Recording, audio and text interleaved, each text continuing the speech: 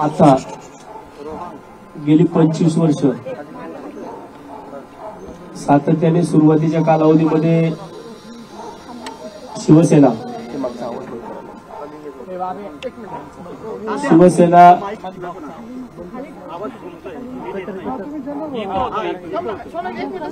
सुरुवातीच्या काळामध्ये मी शिवसेनेमध्ये सन्माननीय राजसाहेब ठाकरेंसोबत काम केलं।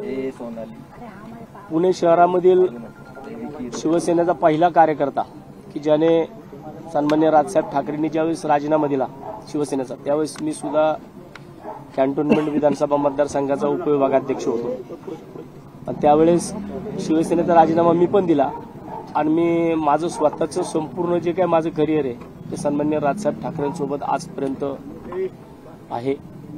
आणि आज मी माझ्या महाराष्ट्र नवनिर्माण सेनेच्या सदस्यत्व पदाचा आणि माझ्याकडे ज्या काही जबाबदाऱ्या आहेत, महाराष्ट्र नवनिर्माण सेनेचे मी सरचिटणीस आहे, मी बारामती लोकसभा मतदारसंघाचा संघटक आहे। या सगळ्या पदांचा मी आज राजीनामा दिलाय, कारण गेल्या दीड वर्षापासून मी या पुणे शहरामध्ये लोकसभेची निवडणूक लढवण्यासाठी इच्छुक आहे। आणि वारंवार माझ्या शहरामधीलच काही पदाधिकारी जे काही कधी स्वतः इच्छुक नव्हते, परंतु ज्यावेळेस निवडणुका प्रत्यक्षात जवळ आल्या त्यावेळेस निवडणुकांच्या इच्छुकांची यादी पुढे वाढत गेली। आणि मागच्या महिन्यामध्ये ज्यावेळेस सन्माननीय राजसाहेब ठाकरेंनी सगळ्या लोकसभा मतदारसंघांचे अहवाल मागवले होते, त्याच्यामध्ये ज्या लोकांवरती पुणे शहराच्या जबाबदाऱ्या होत्या, ह्या लोकांनी पुणे शहरामध्ये जो अहवाल तयार केला त्या अहवालामध्ये पुणे शहर महाराष्ट्र नवनिर्माण सेनेची जी परिस्थिती आहे ती अतिशय नाजूक आहे असं जाणून बुजून या सगळ्या गोष्टी माननीय राजसाहेबांपर्यंत, माननीय अमित साहेबांपर्यंत पोहोचवल्या। एक निगेटिव्ह अहवाल जो पक्ष संघटना वाढीसाठी अतिशय मारक आहे, तो ह्या लोकांनी पुढे पाठवला।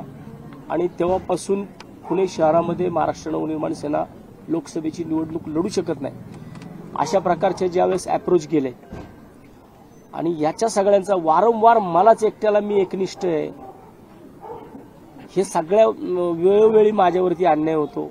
आणि शेवटी मग मला आज माझ्या या सगळ्या गोष्टींचा कडेलोट झाला। जर ज्या शहरामध्ये ज्या लोकांबरोबर माझ्या राजकीय जीवनातील 15 वर्ष घालवली आणि अशाच 15 वर्षामध्ये हेच पदाधिकारी जर वसंत मोरेला तिकीट नाही मिळालं पाहिजे, पक्ष संघटनेने निवडणूक नाही लढवली पाहिजे, यासाठी जर निगेटिव्ह पद्धतीने अहवाल माननीय साहेबांपर्यंत पाठवत असतील तर मला वाटतं की अशा लोकांमध्ये काम करणं मला जमणार नाही। त्यामुळे मी आज माझ्या सगळ्या पदांचा मी माझ्या स्वतःच्या हाताने माझे सगळे परतीचे दोर कापलेले आहेत। मी आतापर्यंत मला संघटनेच्या अनेक लोकांचे फोन आले, मी सामान्य महाराष्ट्र सैनिकांचे फोन घेतलेत, परंतु मी कुठल्याही नेत्याचा फोन घेतलेला नाही मी आजपर्यंत। कारण मी हे सगळ्या गोष्टी मी वारंवार नेत्यांपर्यंत पोहोचवल्या, पण नेत्यांना काय या गोष्टी कळत नाहीयेत। तुम्ही आत्ता का मला फोन करताय? मग एवढ्या दिवसामध्ये माझी तरफड तुम्हाला लोकांना कळली नाही का? वसंत मोरे स्वतःसाठी कधीच लढला नाही, कायम सामान्य महाराष्ट्र सैनिकांसाठी लढत आलाय। आणि मग जे पदाधिकारी माझ्या बरोबर आहेत, ज्यांनी माझे कार्यक्रम घेतले, त्या लोकांना दाबण्याची कामं होतात, त्या लोकांना त्रास दिला जातो। मग जर अशा पक्षामध्ये अशा लोकांमध्ये राहून जर माझ्यासोबत असणाऱ्या माझ्या साथीदारांवरती जर चुकीच्या कारवाई होत असतील, त्यांच्या पद काढण्यापर्यंत जर लोकांची मजाल जात असेल, मग अशा लोकांमध्ये, अशा शहरातल्या लोकांमध्ये काय राहून करायचं आपल्याला? त्याच्याकरता मी माननीय राजसाहेबांकडे सुद्धा मागच्या महिन्यामध्ये वेळ मागितली होती की साहेब मला पुणे शहराच्या लोकसभेसंदर्भात मला बोलायचंय, परंतु साहेबांनी सुद्धा मला त्या संदर्भामध्ये बोलले नाहीत। आणि मला वाटतं की जर अशा पद्धतीने पुणे शहरामध्ये जर राजकारण होणार असेल तर मग अशा लोकांमध्ये न राहिलेलं बरं।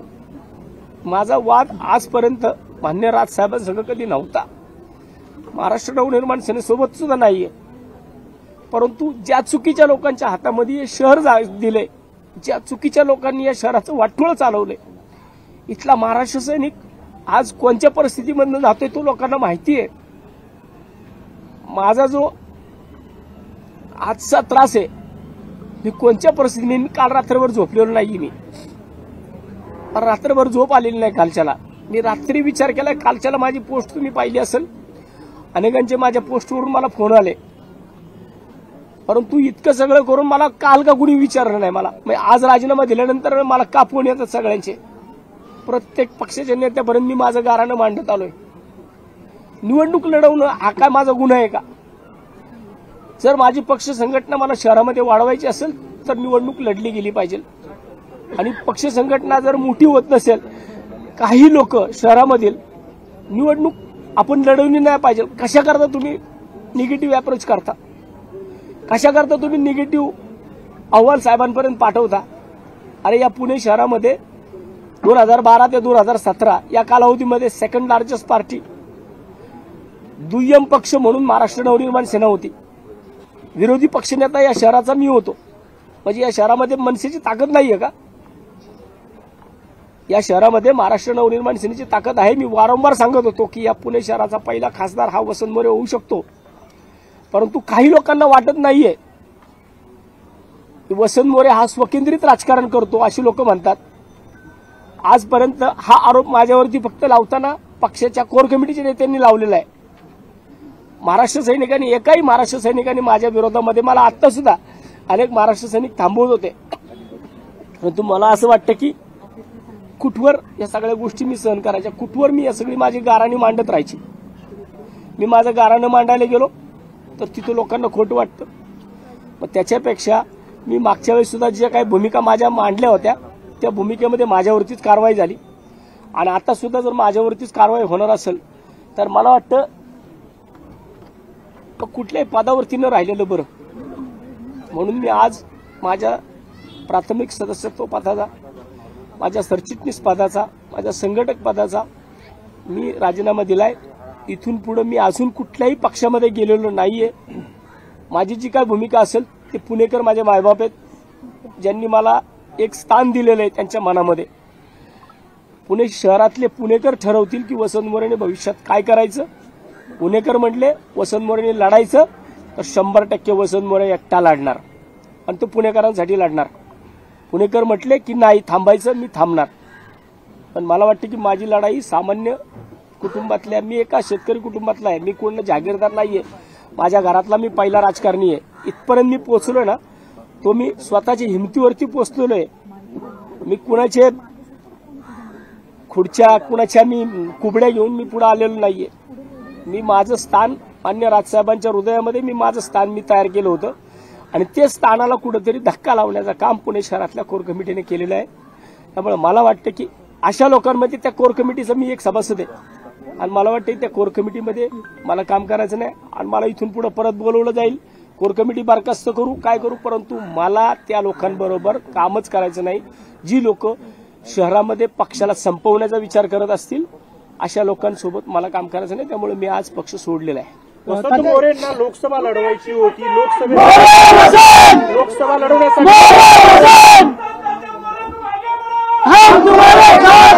लोकसभा लढवण्यासाठी वसंत मोरे सातत्याने इच्छुक होते, आणि आता कुठं लोकसभेसाठी आपल्याला तिकीट मिळत नाहीये अशी शक्यता वाटते, त्यामुळे वसंत मोरेंनी राजीनामा दिला. असं नाहीये. मला वाटतं की निवडणूक लढवायची नाही लढवायची हा मान्य राजसाहेबांचा निर्णय आहे, परंतु अशा लोकांबरोबर मला राहायचंच नाहीये त्या पक्षामध्ये की ज्या पक्षामध्ये एवढं चांगलं वातावरण शहरामध्ये आहे.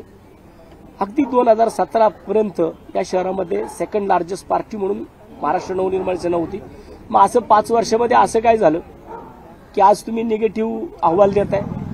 मग मी किती बी प्रयत्न केले, किती बी काही बी केलं तर मग काहीच होणार नाहीये. म्हणून मी आज या ठिकाणी असं कुठलं की पक्ष निवडणूक लढवणार नाही काय नाही, हा सन्मान्य राजसाहेबांचा आदेश आहे, सन्मान्य राजसाहेबांचा तो अधिकार आहे. त्यांनी त्याच्या बाबतीमध्ये निर्णय घ्यावा. मला आता महाराष्ट्र नवनिर्माण सेनेकडनं मी निवडणूक लढायला इच्छुक नाहीये. जर निवडणूक मनसेला लढायची असेल तर या जे काही इच्छुक आहेत 4 जण, ह्या 4-5 इच्छुकांमध्ये कुणालाही साहेबांनी तिकीट देऊन त्यांना निवडून आणलं. आता तुमची नाराजी फायनल आहे का? कारण याच्या आधी देखील तुम्ही अनेकदा नाराजी व्यक्त केली, पक्ष सोडून जाईल अशी इथपर्यंत तुमची भूमिका टेकली होती. मात्र राजसाहेबांची भेट घेतल्यानंतर तुमची भूमिका बदलली. त्यामुळे आता जी आहे ते फायनल आहे का? तुम्ही राजीनामा देऊन पक्षातच राहणार आहात? तुमची आताची राजीनाम्याची भूमिका ही फायनल भूमिका आहे का? मी माझे महाराष्ट्र नवनिर्माण सेनेमधील परतीचे सगळे दूर कापलेले आहेत. मी कोणत्याही परिस्थितीमध्ये महाराष्ट्र नवनिर्माण सेनेमध्ये परत जाणार नाही. राज ठाकरेंशी तुमचं बोलणं झालं का? राज ठाकरेंशी नाही, मला आता कुठे जाणार, कुठल्या वाटेवर जाणार? वसंत मोरेंची दिशा पुणेकर ठरवतील. येणाऱ्या 2-3 दिवसामध्ये माझी जी भूमिका असेल ती मी जाहीर करेन. लोकसभा लढवणार, लोकसभा वसंत मोरे लोकसभा लढवणार का? लोकसभा कुठल्याही लढवण्याचा पक्षात? निर्णय ठाम आहे का? लोकसभा लढवणारच का? मी तेच सांगतोय, मी येणाऱ्या 2-3 दिवसामध्ये लोकसभेच्या संदर्भामध्ये माझी जी भूमिका असेल ती मी येणाऱ्या 2-3 दिवसामध्ये नक्की जाहीर करेन. तुम्ही पक्षात प्रवेश करणार आहात का अपक्ष आहात? म्हणजे कशा प्रकारे निवडणूक लढवणार? अजूनपर्यंत मी फक्त महाराष्ट्र नवनिर्माण सेना या पक्षाचा राजीनामा दिलेला आहे. मी सदस्यत्व पदाचा राजीनामा दिला, सगळ्या पदांचा राजीनामा दिला आहे. मी कुठल्या पक्षात जाणार ही माझी कुठलीच भूमिका मी अजून काहीच जाहीर केलं नाही किंवा मी कुठेही जाणार नाही अजूनपर्यंत. पुणेकर ज्या बाबतीमध्ये मला ज्या भूमिका सांगतील, कारण मी माझं फेसबुक लाईव्ह असेल, माझी सोशल मीडिया असेल, वेळ पडला तर मी शनिवारवाड्यावरती जाऊन त्या ठिकाणी पुणेकरांचा से मागेल आणि मला त्या ठिकाणी पुणेकर सांगू शकतील मी निवडणूक लढवायची का नाही लढवायची. राज ठाकरेंनी परत पाहुणे तुम्हाला साथ घातली. राज ठाकरेंनी काय सांगितलं तर राजसाहेबांचं तुम्ही ऐकणार का? तात्या, राजसाहेबांचं तुम्ही ऐकणार का? कदाचित पुढच्या 2 दिवसांमध्ये वरिष्ठ नेत्यांकडून तुमच्याशी बोलणं केलं जाईल, संपर्क केला जाईल. राज ठाकरे बोलले तर तुम्ही परत पक्षामध्ये येणार? तुमच्यासोबत किती मनातले नेते अनेक जणांचे राजीनामे पण यायला आता सुरुवात झाली आहे किंवा राजीनामा दिला आतापर्यंत? आतापर्यंत बऱ्याच जणांनी राजीनामे माझ्याकडे पाठवलेत. माझ्या व्हॉट्सअपवरती, फेसबुकवरती सुद्धा मला अनेक जणांचे राजीनामे आलेले आहेत. परंतु मी सांगतो की कोणीही कोणत्याही परिस्थितीमध्ये मी कुणालाही कंपल्शन केलेलं नाहीये. हा वसंत मोरेवरती झालेला अन्याय आहे. वसंत मोरे एकट्याने राजीनामा दिलाय. कुणीही पक्ष संघटना सोडू नका असं मी कुठल्या प्रत्येक पदाधिकाऱ्याला सांगितलंय. परंतु जो तो ज्याचा निर्णय आणि मला वाटतं की कार्यकर्त्यांनी घेतलेले निर्णय हे याच्यावरती कमीत कमी मनसेची भूमिका डबल पाहायला मिळाली. तुमच्या कार्यक्रमाला तुम्ही शर्मिला ठाकरेंना बोलवलं होतं, ते म्हणले की वसंत मोरे लोकसभेला दिल्लीत पाठवू आणि नंतर साईनाथ बाबरांकडे गेल्यानंतरही तेच म्हटल्या. मग ह्या भूमिकेत कुठं तुम्हाला तथ्य वाटतंय का, किंवा ही सगळी भूमिका तुम्हाला नाराज करणारी होती का? नाही, मला वाटतं की त्याच्यापेक्षा वहिनींपर्यंत ज्यांनी कुणी या गोष्टी बोलले त्यांनी पण स्वतःचं आत्मपरीक्षण केलं पाहिजे. नेत्यांना ज्या गोष्टी पोहोचवल्या जातात, ज्या गोष्टी नेत्यांपर्यंत सांगितल्या जातात, त्या गोष्टी नेते काय जागेवरती येऊन कुठल्या गोष्टी पाहत नाही. कुणी त्यांना ज्या गोष्टी सांगितल्या जातात त्या गोष्टी ते बोलतात. शहर मनसेत वसंत मोरेंची अडचण का होती? शहर मनसेत वसंत मोरेंची अडचण का होती? त्या शरद पवारांची जी भेट घेतली होती त्याच्यानंतर जी चर्चा सुरू झाली त्यावर काय स्पष्टीकरण आहे? आता असं बोललं जातं पवार साहेबांची मी जी भेट घेतली होती किंवा मी जी सन्माननीय खासदार सुप्रियाताई सुळे यांचा मतदारसंघ आहे आणि त्या मतदारसंघामधला तो विषय होता. त्यामुळे मी त्यांच्याकडे बारामती लोकसभा मतदारसंघामधील त्या खेळाच्या मैदानाच्या आरक्षणाबाबतीत गेलो होतो. माझी त्या ठिकाणी कुठलीही राजकीय भूमिकासाठी मी गेलेलो नव्हतो. शहर मनसेत वसंत मोरेची अडचण का होती? शहर मनसेला वसंत मोरे का नको होते? कारण महाराष्ट्र नवनिर्माण सेनेचा महाराष्ट्र सैनिक वसंत मोरेला लाईक करतो, तो इतरांना करत नाही. ही त्यांची मूळ अडचण आहे. तुम्ही राजसाहेबांना बोलत का याबाबत? राजसाहेबांशी बोलणं झालं का? 100% मी जे माझे सर्व सहकारी मित्र आहेत यांच्यासोबत मी सकाळी 1 तास चर्चा केलेली आहे. 1 तास त्यांच्यासोबत चर्चा करून मी हा निर्णय घेतलाय आणि त्याच्यानंतरनं मी त्या निर्णयापर्यंत गेलोय. मला वाटतं की मी कोणत्याही परिस्थितीमध्ये माझ्या निर्णयावरून माघारी फिरणार नाही. तुम्ही गोंग्यांची भूमिका घेतली, तात्या तुम्ही गोंग्याची भूमिका घेतली, तुमचं तडकाफडकी शहराध्यक्षपद काढण्यात आलं. तिथून खरं या चर्चेंना सुरुवात झाली का? म्हणजे वसंत मोरेंचं शहराध्यक्षपद काढल्यामुळे इतर कार्यकर्त्यांना वाव मिळाला का? तो विषय वेगळा होता. पासून सुरू झाला तुमच्यावर. आणि किती नाही सगळ्यात महत्वाचं, किती दिवस झाले तुम्ही अन्याय सहन केला? किती दिवस झाले? किती दिवस? गेल्या 2-3 नाही दिवस सांगू द्या. एक मिनिट मिकीबाई 1 मिनिट. किती दिवस झाले किती दिवस झाले दिवसांबद्दल सांगा. सर नेमकं तुमच्यावरती कशा स्वरूपाचा अन्याय होतो जरा स्पष्टीकरण देऊन सांगा. त्याच्या अगोदर फक्त किती दिवस मेन्शन करा फक्त. मला गेल्या 2-3 वर्षापासून साधारण 3 वर्ष होत 3 वर्ष 2021ला मला वाटतं की मी शहराध्यक्ष होतो. 22, 23, 24 साधारण 2 वर्ष होऊन गेले. 2 वर्षापासून मला वारंवार ह्या गोष्टींना सामोरे जावं लागतंय. गेल्या 2 वर्षामध्ये मी संघटना वाढीसाठी जे प्रयत्न केले ते मला वाटतं की ती संघटना संपवण्यासाठी सगळं कार्यक्रम झाला. आणि आता जर शहरामध्ये तुम्ही जाऊन बघताल किंवा सामान्य महाराष्ट्र सैनिकांकडे जरी तुम्ही याची चौकशी केली तरी तुम्हाला ते लोक सांगू शकतात. राज ठाकरेंनी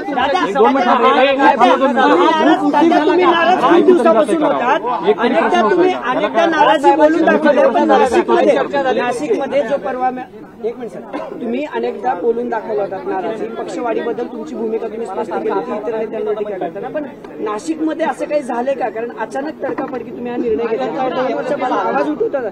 नाशिकमध्ये योग्य मान नाशिकमध्ये मानाचा काही विषय नाही. वसंत मोरे जमिनीवरती बसणारा कार्यकर्ता आहे. मानापणाचा विषय नाहीये. परंतु महाराष्ट्र नवनिर्माण सेना पुणे शहर लोकसभा लढू इच्छित नाही.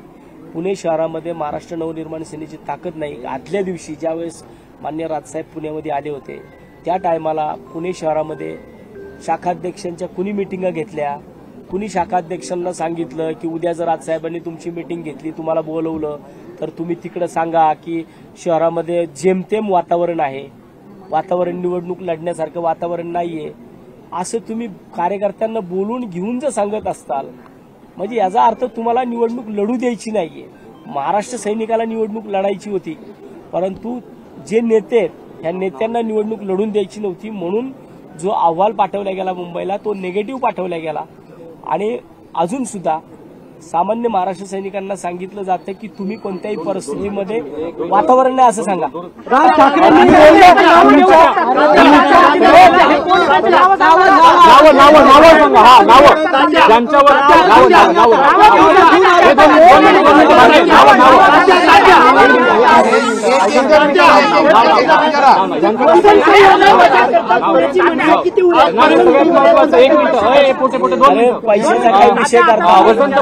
पैशाचा काय विषय करता. आयुष्यातली 48 माझं वय आहे. 48 वर्षातली 27 वर्ष संघटनेला दिली.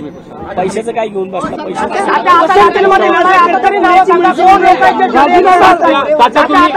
काही पक्ष संघटना कधी संपत नसते. मला वाटतं पक्ष संघटना ही संपू शकणार नाही, परंतु पक्ष संघटना संपवणारे विचार संपवले पाहिजेत पुण्यातले पहिले. राज ठाकरेंनी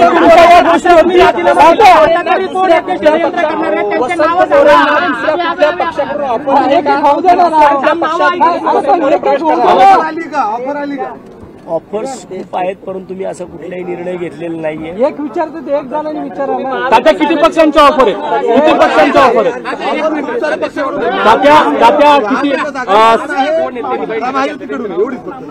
बैठका घेणाऱ्यांची नावं स्पष्ट करा. तात्या बैठका घेणाऱ्यांची नावं स्पष्ट करा.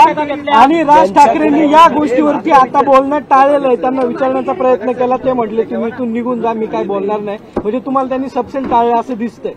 मला बघा, मला टाळू द्या नाही टाळू द्या, पण मी तर कोणत्याही परिस्थितीमध्ये मला त्या ठिकाणी थांबायचंच नाहीये.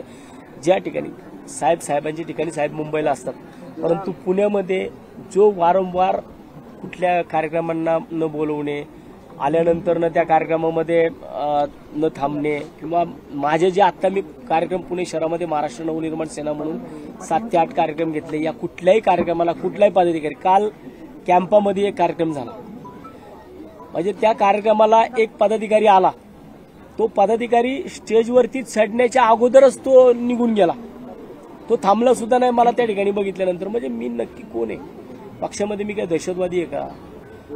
मी मान्य राजसाहेबांचे फोटो लावलेत, पक्षाचे झेंडे लावलेत, पक्षाचा कार्यक्रम घेतो आणि पक्षाचे पदाधिकारी स्टेजवरती येण्या अगोदर 4 वेळा विचार करतात वसंत मोरेवर उभं राहू का नको. मग मला असं वाटतं की माझ्याबरोबर राहणारे कार्यकर्त्यांना जर अशा पद्धतीने त्रास होत असेल आणि ते पुण्यातले पदाधिकारी देत असतील तर मग अशा लोकांबरोबर का राहायचं, म्हणून मी ही भूमिका आता घेतली. तुमची भूमिका तुम्ही राज ठाकरेपर्यंत देखील पोहोचवली. अनेकदा वेळोवेळी अशा प्रकारची तुम्ही नाराजी देखील व्यक्त केली. मग राज ठाकरेंना हे कळत नाही का की वसंत मोरेंवर अन्याय होतो? नाही, सगळे मला अमित साहेब असतील, मी 10 ऑक्टोबरला अमित साहेबांपुढे सुद्धा हे सगळे विषय माझ्या वाढदिवसाच्या दिवशी ज्यावेळेस माननीय अमित साहेब माझ्या संग 1 तास बसले होते, 1 तास बोलले होते, मी 10 ऑक्टोबरला सुद्धा या सगळ्या गोष्टी माननीय अमित साहेबांच्या पुढे मांडल्या होत्या आणि त्यावेळेस सुद्धा माननीय अमित साहेबांनी माझा 1 तास सगळ्या गोष्टी ऐकून घेतल्या होत्या. परंतु त्याच्यानंतरनं त्या विषयावरती कुठल्याही बाबतीमध्ये काही भूमिका झाल्या नाहीत. कोण कशा पद्धतीने काम करतंय आणि कसं पद्धतीने पक्षांनी लढलंच नाही पाहिजे, पक्षांनी इथं निवडणूक लोकसभेची लढली नाही पाहिजे असं वातावरण लोकांनी तयार केलं. त्यामुळे मला वाटतं की जर अशा पद्धतीने तुम्ही जर निगेटिव्ह अप्रोच जर पाठवणार असाल तर जेणेकरून ते चुकीचं ठरेल आणि सामान्यातला सामान्य कार्यकर्ता जो खाली तळागाळामध्ये आहे त्याच्यावरती अन्याय होईल. पक्षातली लोक पक्ष संपवतात का हे यावरून माझं स्पष्ट दिसतंय. पक्षाचं भवितव्य अन्याय करण्याची नावं त्यांचे नावं समोर आले पाहिजे. केलाच नाही पक्षात. मी नावं कुणाची अन्याय झालेला आहे तो नावं समोर मी नावं कुणाची घेणार नाही. मला वाटतं की सामान्यातला सामान्य महाराष्ट्र सैनिकाला विचारलं ना पदाधिकाऱ्याला तर तो सांगू शकेल नावं की कोण आहेत. तुम्ही सांगा सामान्य तुम्ही नावं सांगा. वेळ आली आहे तुम्ही नावं सांगायला हरकत काय? नावं सांगितली योग्य वेळी या सगळ्या गोष्टी समोर येतील. सगळ्यांची नावं योग्य वेळी मी सांगेल. भाजपकडून अनेक आमदारांना म्हणजे पक्षात प्रवेश केला जातो. मुख्यमंत्री माजी मुख्यमंत्री देखील त्याच्यात भाजपमध्ये प्रवेश होतो. तुम्हाला देखील भाजपकडून असं काही दमदाटी ऑफर आहे का? नाही दमदाटी करायला माझ्याकडे आहे काय? माझ्याकडे जे आहे ना ते स्वकष्टार्जित इन्कमिंग खूप आहे भाजपमध्ये. तुम्हाला संधी भाजपमध्ये इन्कमिंग असेल. मला वाटतं की मला तसा कुठला निरोप नाहीये आणि तसं काय वाटत असेल असं काय माझ्याकडे ईडी बिडी असं काय येऊ शकत नाही. कारण जे काय आहे ते सगळं स्वतःचं कष्टाचं. तुम्ही शेवटच्या निवडणुकीत एकही आमदार नव्हता आणि असं असताना तुम्हाला असा विश्वास असतो की लोकसभा आपल्याकडे आली पाहिजे, जिंकली पाहिजे. त्याच्या जोरावर तुम्ही म्हणू शकता की मनसे जिंकू शकते जागा. आणि तुम्ही दुसरीकडे तुम्ही असं म्हणता दुसरीकडे तुम्ही असं म्हणता की भाजपकडून निरोप नाही पण अनेक पक्षांच्या ऑफर आहेत. म्हणजे महाविकास आघाडीतल्या पक्षांच्या ऑफर आहेत का? तात्या तुम्हाला एक मिनिट जिंकेल असं तुम्हाला काय वाटतं? भाजपकडून निरोप नाही आणि बाकी पक्षांकडून निरोप आहे तर महाविकास आघाडीतल्या पक्षांकडून निरोप आहे असं तुम्ही म्हणताय का? मी असं म्हटलेलं नाही. मी तुम्हाला सांगितलंय की खूप आता हे आत्ताची ऑफर नाही आहेत. ऑफर ह्या सुरुवातीपासून आहेत. त्या तुमच्या जग जाहीर मी केलेल्या आहेत. अनेक वेळा तुमच्या पुन्हा एकदा सांगा कुठल्या सगळ्या तुम्हाला लोकांना माहिती नाही. पुन्हा सांगा. मला मागच्या वेळेस ज्या वेळेस काही विषय झाले होते त्यावेळेस शिवसेना असेल, राष्ट्रवादी असेल, अजित पवार की शरद पवार त्यावेळेस एकच होते. आता वेगळे झाले. आता एका बी ते तुम्ही ठरवा. आता तुतारी तुम्ही शरद पवारांची भेट घेतली. हडपसरमध्ये तुतारी घेणार का? अरे मला खासदार व्हायचे राव. मला मान्य साहेबांना साष्टांग दंडवत करून आलो. आज 48 वय आणि 48 वर्षामधली 24 ते 25 वर्ष माननीय राजसाहेबांसोबत 18 वर्ष महाराष्ट्र नवनिर्माण सेना त्याच्या अगोदरची सगळी मला वाटते की राजकारणातला रापेक्षा मला राज ठाकरे जास्त कळाले आणि कळत नव्हतं तेव्हापासून शिवसेना जे महाराष्ट्र या गोष्टी मी वहीच्या पहिल्या पानावरती लिहित आलो आणि तेव्हापासून आजपर्यंत साहेबांसोबत आहे. परंतु आता ज्या काही गोष्टी मी वारंवार सगळ्या साहेबांसमोर मांडत आलो तरी पण मला वाटते की साहेबांपर्यंत मी ह्या गोष्टी पोहोचवण्यात कमी पडलो. अनेक महाराष्ट्र सैनिक मला फोन करतात, तात्या तुम्ही थांबा, तात्या तुम्ही थांबा. मी महाराष्ट्र सैनिकांना सांगत आलो की बाबांनो जोपर्यंत ही लोक पुणे शहरामध्ये आहेत, या लोकांच्या हातामध्ये पुणे शहर आहे, तोपर्यंत कोणत्याही महाराष्ट्र सैनिकाला न्याय मिळू शकत नाही. कारण वसंत मोरेला स्वतः कधीच मोठं व्हायचं नव्हतं की जे की पाठवले गेले, सांगितले गेले की वसंत मोरे स्वकेंद्रित राजकारण करतो. वसंत मोरेने कायम शेवटच्या महाराष्ट्र सैनिकाला मोठं करण्याचा प्रयत्न केला. शहरामध्ये कधी नव्हे तो शाखाध्यक्षांची सगळ्यात मोठं जाळं मी उभं केलं आणि संघटनेच्या अंगीकृत संघटनांचं जाळं उभं राहिलं. हे सगळं जाळं उभं करत असताना जो त्याग मी केला होता, जो काम मी केलं होतं, त्या कामाला गेल्या 2 वर्षांमध्ये संपवण्याचं काम पदाधिकाऱ्यांकडनं झालं. आणि मला वाटतं की ज्या ठिकाणी अशा ठिकाणी किती दिवस थांबायचं, किती दिवस अन्याय सहन करायचा. जर पक्ष म्हणून पक्षातल्याच लोकांना वसंत मोरे नको झाला असेल, मला वाटतं की वसंत मोरेला महाराष्ट्र नवनिर्माण सेना कायम आयुष्यभर हवी होती, परंतु महाराष्ट्र नवनिर्माण सेनेला वसंत मोरे नको होता. मी सगळ्या या गोष्टी साहेबांपर्यंत बोललो. अमित साहेबांना 10 ऑक्टोबरच्या दिवशी जवळजवळ 1 तास मी त्यांच्यासोबत बोलून मी माझं सगळं गाऱ्हाणं मांडलं. परंतु जर वसंत मोरे फेसबुकवरती काय टाकतो, वसंत मोरेचे फेसबुकचे स्क्रीनशॉट काढून जर पाठवले जातात, वसंत मोरेचे बॅनर्स मुंबईपर्यंत पोहोचतात, मग वसंत मोरेचे काम सर्वसामान्य शाखाध्यक्षासाठी करतो, पक्षवाढीसाठी करतो, ते का पाठवलं जात नाही, ते का पुरवलं जात नाही.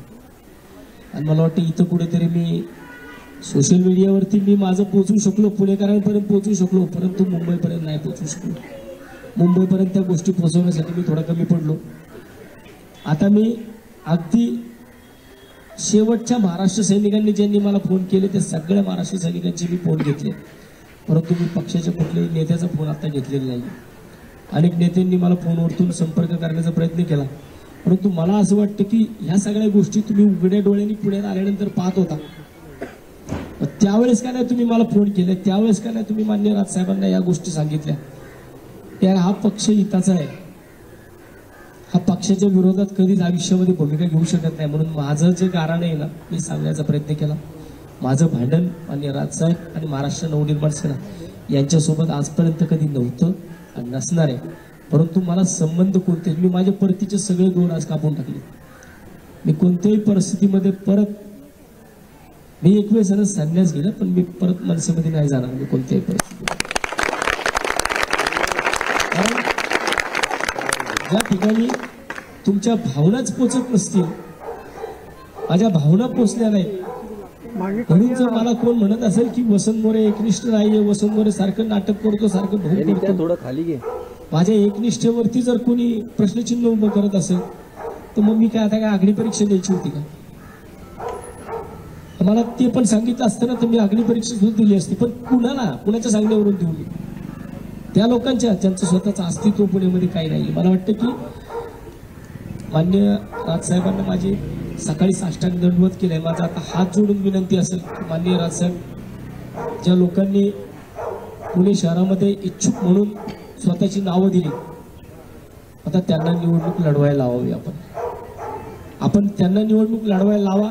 मी वारंवार त्यावेळेस सुद्धा सांगत होतो, माननीय अमित साहेबांना जर निवडणूक पुण्यात लढायची असेल तर वसंत मोरे एका मिनिटामध्ये मागं उभा राहील. कारण अमित साहेब हे पक्षाचे नेते होते, त्यांनी जे इच्छा व्यक्त केली होती, त्यांनी जे इच्छा व्यक्त केली असेल तर मी 100% त्यांच्या पाठीशी राहणार होतो. ते मी सांगितलं, जाहीरपणे सांगितलं होतं. पण तिथं सुद्धा जर मी पोहोचू शकलो नाही, तिथं सुद्धा जर आम्हाला सांगितलं जात असेल की तुझं नशीब तुझ्या संघ, माझं नशीब तर 25 वर्ष तुमच्या संघच होतं ना. नेत्यांकडनं सुद्धा जर मला असे प्रश्न विचारले जात असतील की तुझं नशीब तुझ्या संघ आणि 25 वर्ष आमचं नशीब तुमच्या संघच होतं, स्पष्टीकरण मागितले जात असतील फेसबुकच्या पोस्टच्या बाबतीमध्ये, तर मला वाटतं की किती माझ्या बाबतीमध्ये मन कुलुषित केलं गेलं. इतकं जर मला घाणेरडी वागणूक होत असेल, माझ्या फेसबुकच्या पोस्ट पाहिल्या जात असतील, मी ज्या काय बारीक सारीक गोष्टी करतो, मी कुणाला भेटतो, मी कुठं जातो, या गोष्टींवरती लक्ष ठेवण्यापेक्षा मला वाटतं पक्षवाढीसाठी जर या लोकांनी लक्ष ठेवलं असतं ना, तर महाराष्ट्र नवनिर्माण सेना हा 2017 पर्यंत पुण्यातला 2 नंबरचा पक्ष होता, जो 1 नंबरचा पक्ष झाला पाहिजे होता. तो नाही करायचा या लोकांना. त्यामुळे मला वाटतं की मी आता महाराष्ट्र नवनिर्माण सेनेचा उमेदवार म्हणून कोणत्याही परिस्थितीमध्ये मी निवडणूक लढवणार नाही. माझी इच्छा पण राहिलेली नाहीये. त्यामुळं माननीय राजसाहेबांनी या 4 जणांपैकी, जे 4 जण इच्छुक होते, या 4 जणांपैकी कुणालाही उमेदवारी द्यावी. गेल्या 15 दिवसापासून सगळे इच्छुक का बंद झाले? का तर अहवाल निगेटिव्ह गेला ना. गेल्या 15 दिवसामध्ये एका तरी इच्छुकाचं नाव तुम्ही लोकांनी पाहिलं का? सोशल मीडियावरती तरी कोणी इच्छुक आला का? परंतु वसंत मोरे इच्छुक म्हणून राहिला.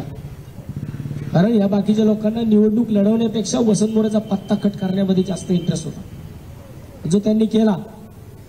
मला वाटते की भविष्यातली वाटचाल जी थोडीफार अवघड असेल, परंतु पुणेकर माझी वाटचाल ठरवतील, पुण्यातली जनता माझी वाटचाल काय असेल ती ठरवल, एवढंच मी आज या ठिकाणी सांगतो. मी सर्व पत्रकार बंधूंना सुद्धा आज तुम्ही इकडं आलात, थोडाफार माझ्याकडनं काय चुकी झाली असेल तर मला मोठ्या मनाने तुम्ही लोकांनी माफ करावं एवढी मी तुमच्याकडे विनंती करतो. काय थोडंफार कार्यकर्ते किंवा आपल्याकडे जर काय गैरसमज झाले असतील तर नक्की मला माफ करा. मी येणाऱ्या 2-4 दिवसामध्ये माझी पुढची भूमिका काय असेल, निवडणूक लढवायची नाही लढवायची, कुठून लढवायची तर का लढवायची हे मी जाहीर करत आणि त्यावेळेस माझी मी भूमिका स्पष्ट मांडल. परंतु कोणत्याही परिस्थितीमध्ये माझी सुद्धा पक्षातल्या नेते मंडळींना माझी विनंती असेल की कृपया, मला झालाय तेवढा खूप त्रास झाला, गेल्या 2-3 दिवसामधली माझी शुगर 400-450 शुगर आहे. मला माझं जर काही कमी जास्त झालं तर याला कोण जबाबदार असेल. त्यामुळे मी स्वतः ठरवले की ज्या ठिकाणी